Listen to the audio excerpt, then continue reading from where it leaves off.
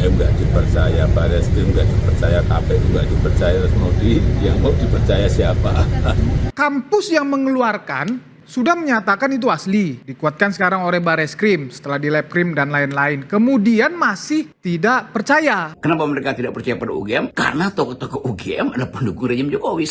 Sesimpel itu. Alasan utama kenapa mereka tidak percaya pada hasil Barreskrim, karena reputasi Jokowi yang adalah pembohong. Setelah berbohong itu, saya menyimpulkan bahwa dia adalah presiden paling buruk sepanjang kita miliki sepanjang sejarah. Siapa yang lebih buruk dari dia? Ya, coba sebut aja siapa presiden yang kita anggap buruk sebelum dia. Lalu bandingkan, kan beda dong. Itu ya, pernah saya bilang itu, kalau saya uji dia tidak lulus, Pak.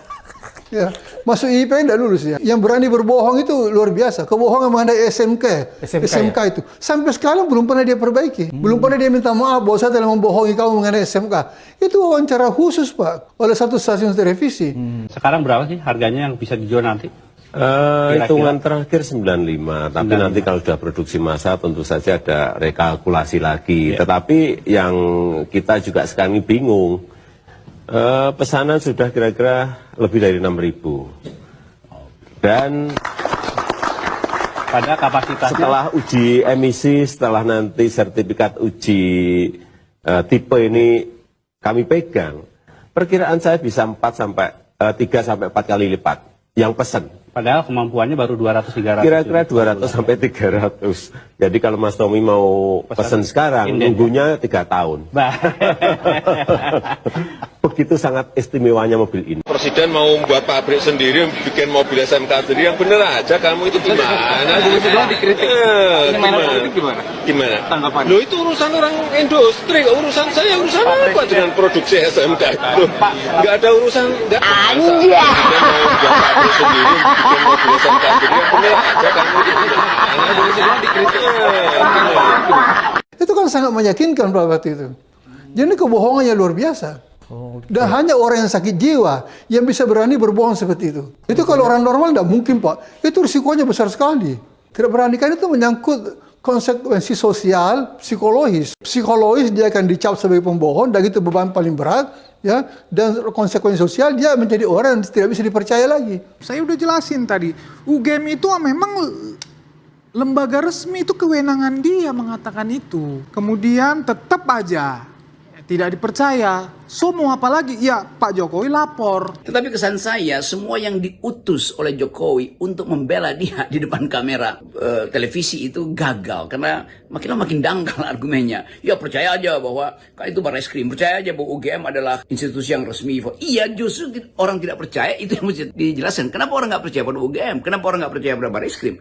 Kan itu problemnya, karena orang tidak percaya pada Jokowi. Intinya itu sebetulnya. Dan menyambungkan itu tidak lagi memerlukan teori. Karena bertahun-tahun di benak emak-emak, di benak mahasiswa, di benak LSM, di benak jurnalis, Jokowi tidak bisa dipercaya omongannya. Ya pasti ada yang pro, ada yang kontra, ada yang percaya, ada yang nggak percaya. Tapi semuanya nanti kita serahkan pada proses hukum. Iya, hukum, kita percaya pada hukum.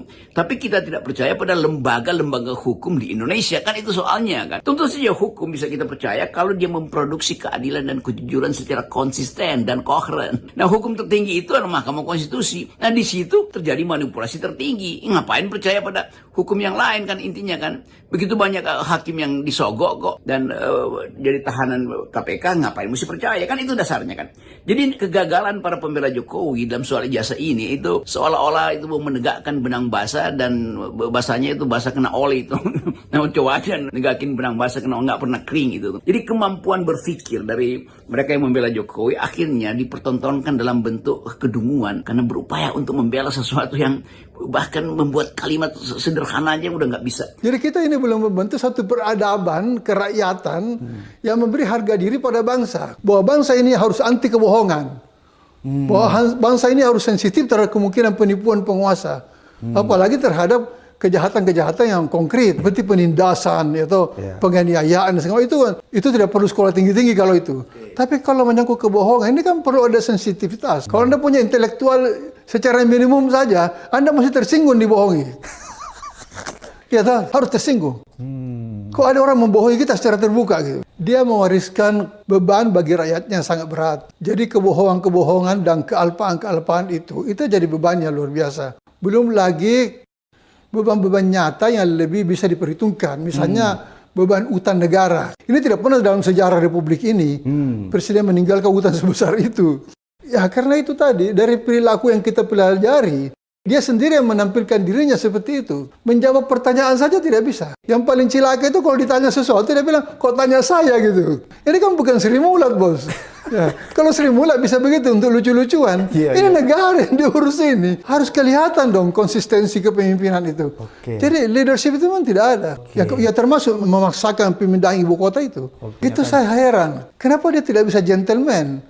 Itu kan inisiatif dari dia. Dan lebih celaka lagi, itu kan tidak masuk dalam janji kampanye dia 2019. Itu kan sesuatu yang ujuk-ujuk. Tiba-tiba dia sibuk mencari lahan. Yang suruh kamu siapa? Janjimu sendiri tidak ada. Tuntutan rakyat tidak ada. Ya, tidak ada tuntutan rakyat untuk pindah ibu kota. Bagaimana bisa mengatakan itu kehendak rakyat? Hanya karena dia asumsi sederhana, karena itu diputuskan oleh undang-undang DPR. Lalu muncullah ide itu, ini lempar aja kepada rakyat. Kemudian bagaimana dengan kebijaksanaan lain? Apakah dia juga bisa mengatakan nanti satu waktu bahwa utang-utang itu juga adalah kehendak rakyat? Itu kan memang cuci tangan, toh. Dia harus gentleman, tapi ya memang tidak bisa diharapkan si gentleman. Sia-sia kita kalau mengharapkan itu. Sekali lagi, akhirnya kita masuk di dalam semacam kekalutan yang dibuat sendiri oleh Jokowi yang selama 5-6 tahun ini menyimpan kecurigaan, dan kecurigaan itu justru meledak ketika dia udah selesai, dan yang seharusnya dia bisa beristirahat, tapi tetap dia akan diganggu oleh ambisinya sendiri, yaitu membuktikan bahwa dia punya ijazah itu tidak lagi dianggap orang, karena sebetulnya orang tidak penting lagi dia punya ijazah asal palsu, tetapi orang lihat bahwa kelakuan Pak Jokowi itu. Halo teman-teman, kembali bersama saya di channel ini. Salam inspirasi, salam NKRI, harga mati. Bersama saya di channel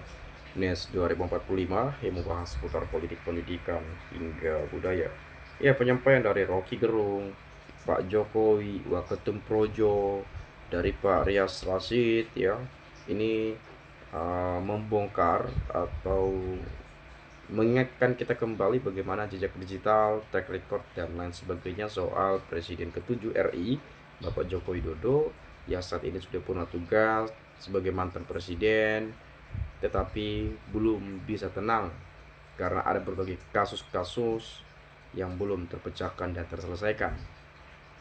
Dan banyak juga ya masih dikritik, meskipun tidak lagi menjabat tetapi masih dikritik gitu ya.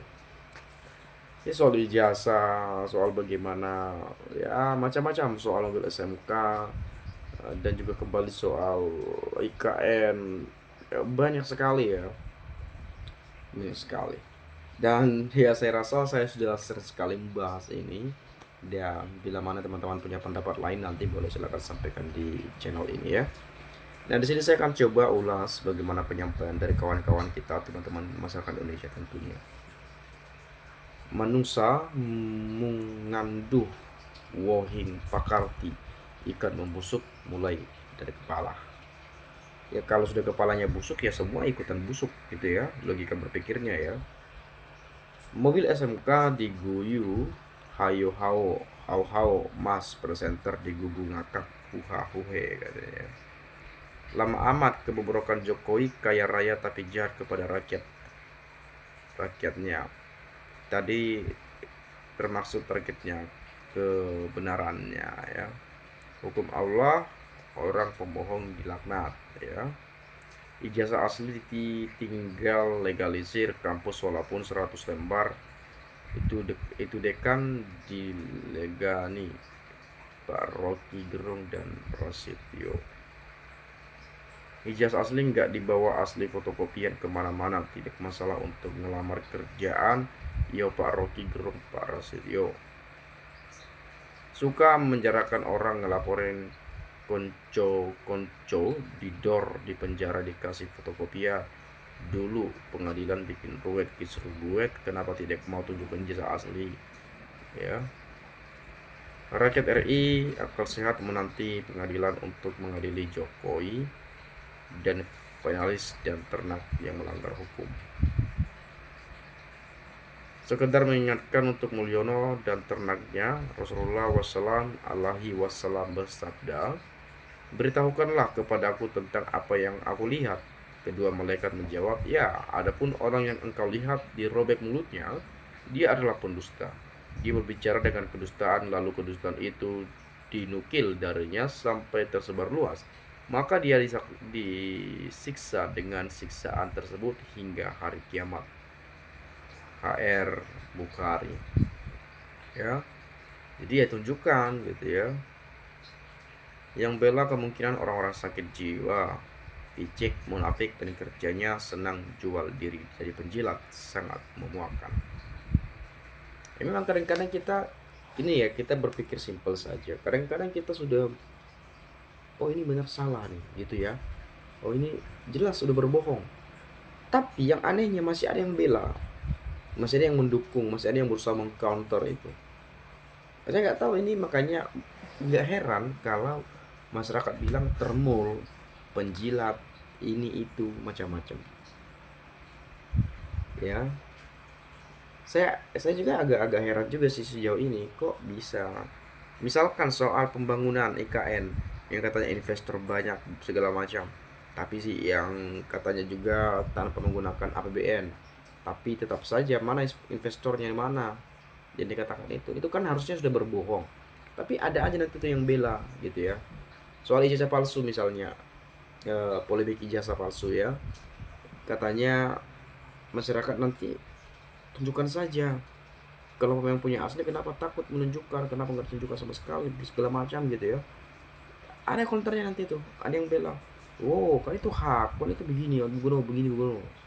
Kita bingung sebagai masyarakat, ini kok bisa seperti ini kan gitu ya. Tapi oke lah, nanti teman-teman kalau ada pendapat lain silahkan sampaikan saja di channel, di komentar pada video ini ya. Ini saya sudah banyak sekali bahas di channel ini. Satu pertanyaan, kenapa penipu pembohong seperti beliau bisa menjabat 3 periode? Kemana manusia-manusia pintar di negeri ini selama ini? 2 periode ya, 2 periode teman-teman, bukan 3. Seorang mantan presiden seharusnya dihormati oleh rakyatnya, tapi karena ulahnya kelakuannya rakyat jadi tidak lagi menghormati, menghargai. Bertobatlah Jokowi, kesalahan yang kau lakukan sudah teramat parah. Ini orang-orang PKI jadi harus dilitsus ketika zamannya Pak Harto, biar negara ini aman, gak ada tipu muslihat. Padahal Jokowi itu sudah disumpah loh menjunjung Al-Quran, kok beraninya dia berbohong. Kasihan tuh para penjunjungnya ikut juga berbohong. Perhatikan tuh Bang Freddy, kedua orang itu adalah kaum intelektual murni, bukan karbitan pakai akal dan nalar yang sehat, bukan pakai akal uang. Ingat, beda usia pasti beda ilmu dan beda pengalaman. Ini juga Wakotum Projo ini kalau ngomong ini yang diandalkan suaranya ribut banget ya, kuat banget, marah-marah, sukanya marah-marah ya, marah-marah sekali tuh tiap hari. Kalau saya lihat di acara manapun ya, ribut aja kerjanya tiap hari.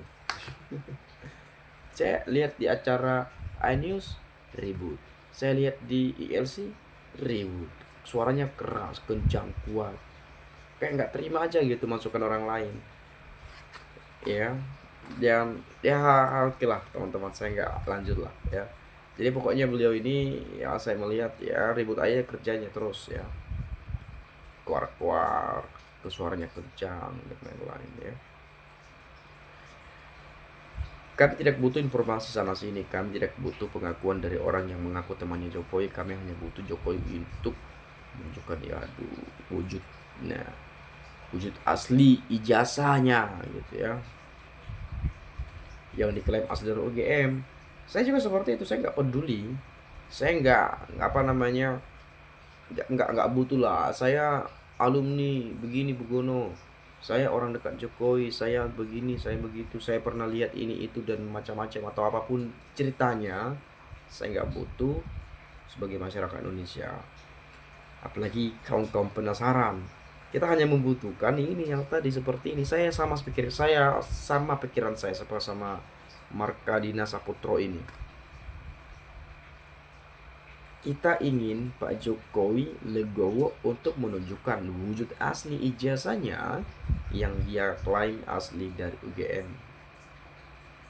di muka publik ya.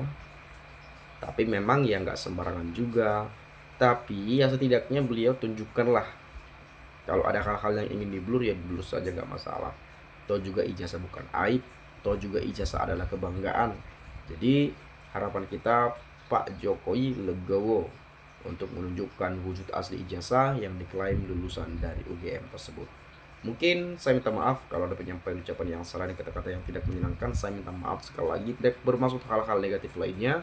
Mungkin dari saya seperti itu. Terima kasih, saya ucapkan salam dan sampai jumpa.